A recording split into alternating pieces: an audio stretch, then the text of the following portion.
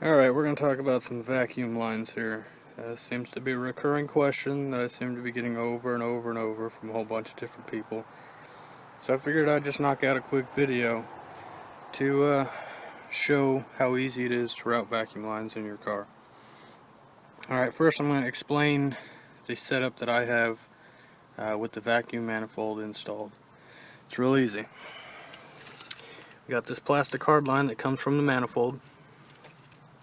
You can just go ahead and take everything out between that hard line and the quick disconnect that goes down to the evap canister. You can see I just have a straight piece of line there.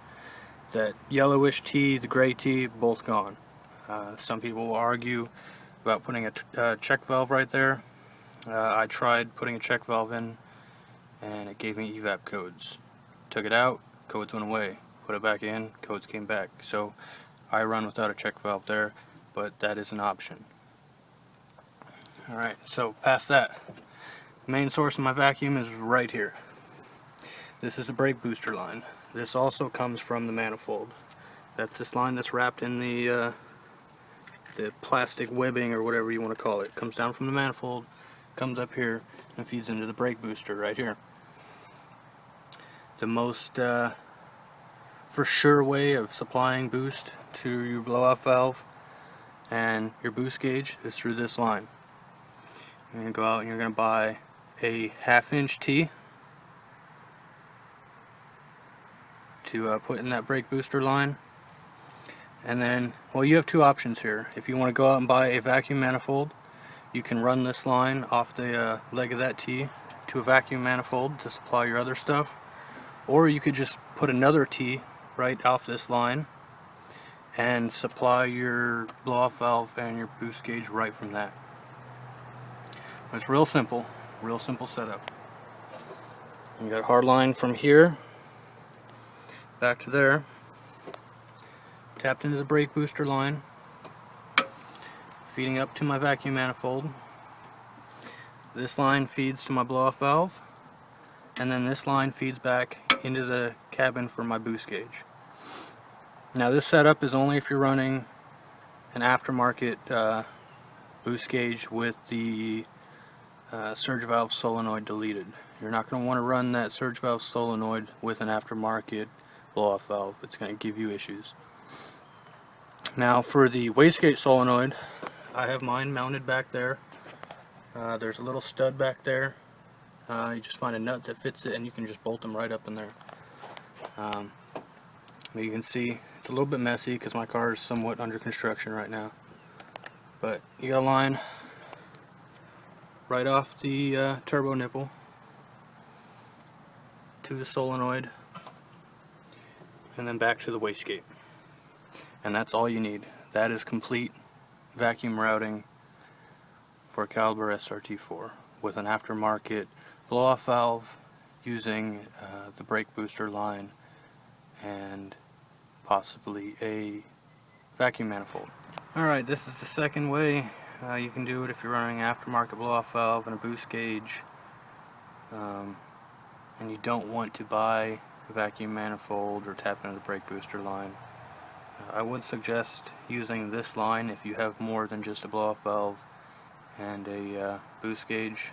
If you have anything else you want to feed, I would suggest using that brake booster line or investing in a vacuum manifold. They're not that expensive.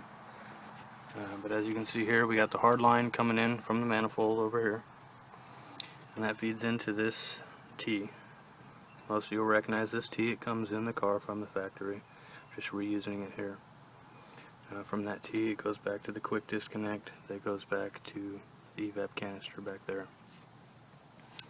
From the side port of this T, you got a piece of 1/4" line that runs to another T. I know the HKS blow-off valve and most boost gauges use 1/8" line. So these two side ports are 1/8" barbs, and this port is 1/4" barb. So I would suggest setting it up like that. I try to stay away from using 1/8" line right here. The bigger that line is, the better feed you are going to get for these two.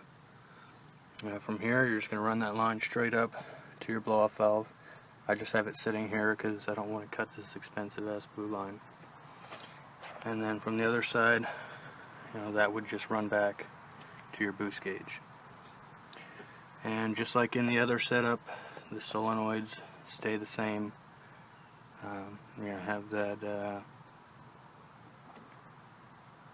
surge valve solenoid deleted.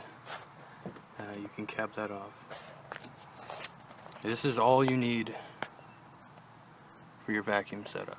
That gray T, gone. The red line that goes to the surge valve, gone. The black line that comes back off of the solenoid and goes over to the turbo nipple, from the factory there is a Y there. If you're going to be running an aftermarket blow-off valve, you need to delete that surge valve solenoid. You're going to take that Y out and just put that line directly from the wastegate solenoid onto the turbo nipple. So you're going to pull off a red line and then 2 black lines off that wastegate solenoid, or the surge valve solenoid, excuse me. And one of the other lines should come back down under here, under the airbox somewhere. All that'll be gone. That gray T with that other line that comes off the side, no need to plug that gray T, just get rid of it. This is all you need. I've been running my car with a setup like this for a couple years, and then when I got the vacuum manifold I switched over and just have a solid line from the hard line to the quick disconnect, and I've never had any issues with it.